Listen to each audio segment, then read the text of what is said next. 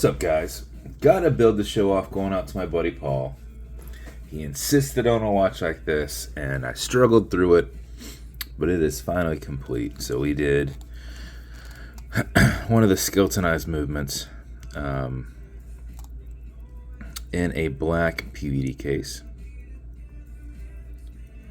for the ST3600, which is essentially like a clone 6497. This is a wind movement, so I think I looked this up before. It's somewhere in the 40 hour range on the wind. Exhibition caseback comes on these.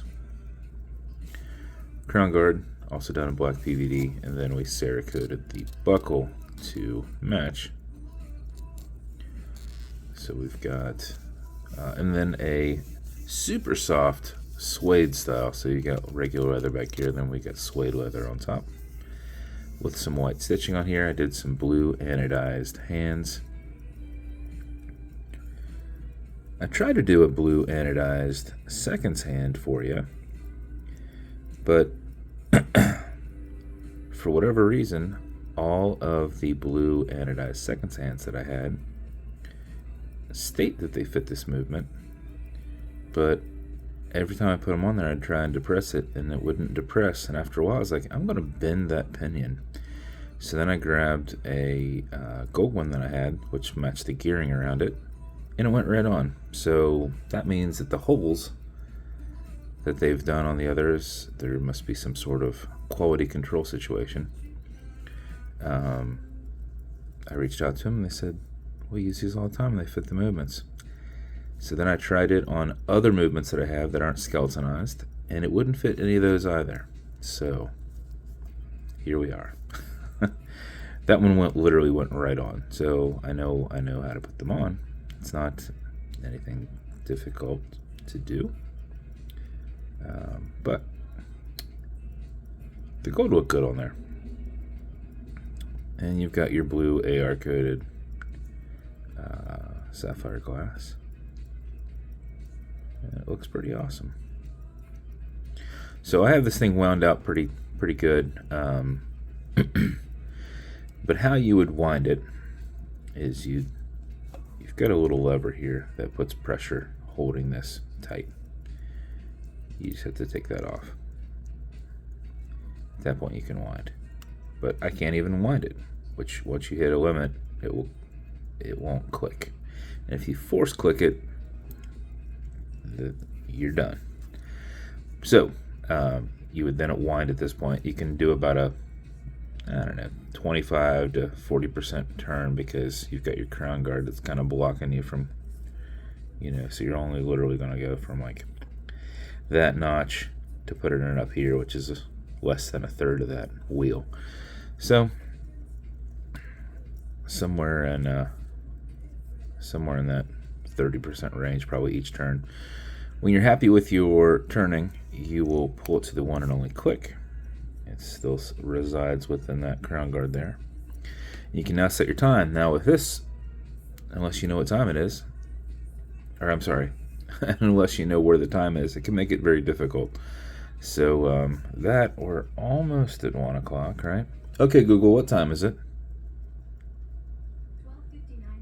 12:59 p.m. So you go, okay, what's top dead center? That's top dead center, right? So that's 12:59. I think these are at 45 and 50. I think. I didn't really notice anything other than you can tell that that's directly, your keyless works here. That's obviously 3 o'clock. There's nothing that really tells you 12 o'clock other than just like looking at it, going, that's not quite 12. But I don't know if that's at 40, but that feels pretty good at 45, and that felt pretty good at 50. But other than that, you're going to just have to rely on what's top dead center, what feels like mid, what feels like 3 o'clock. Or just wait for those certain times to pop around for you to set your time on this thing. Because it is difficult without any kind of, there's no option on bezel insert or anything like that to aid. This is all one piece. But that's it. When you're good with that, you push this over, which drops that down. And put that over, that keeps pressure against that. And that is your build, good sir. This took me way longer than I'd like to explain. And it was a good thing that I picked up 2 movements for you. I had trouble with the first movement with the keyless works.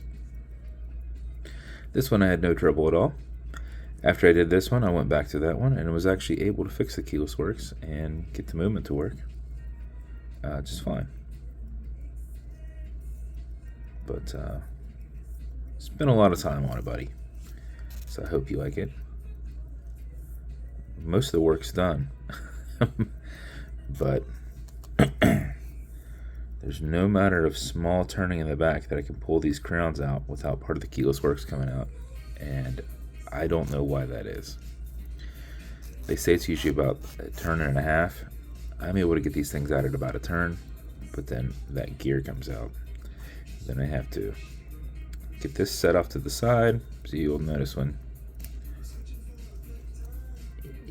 your keyless works when you pull this out. I have to get it set back in this manner, which is the time setting. Get that gear dropped back in, and then feed that back through.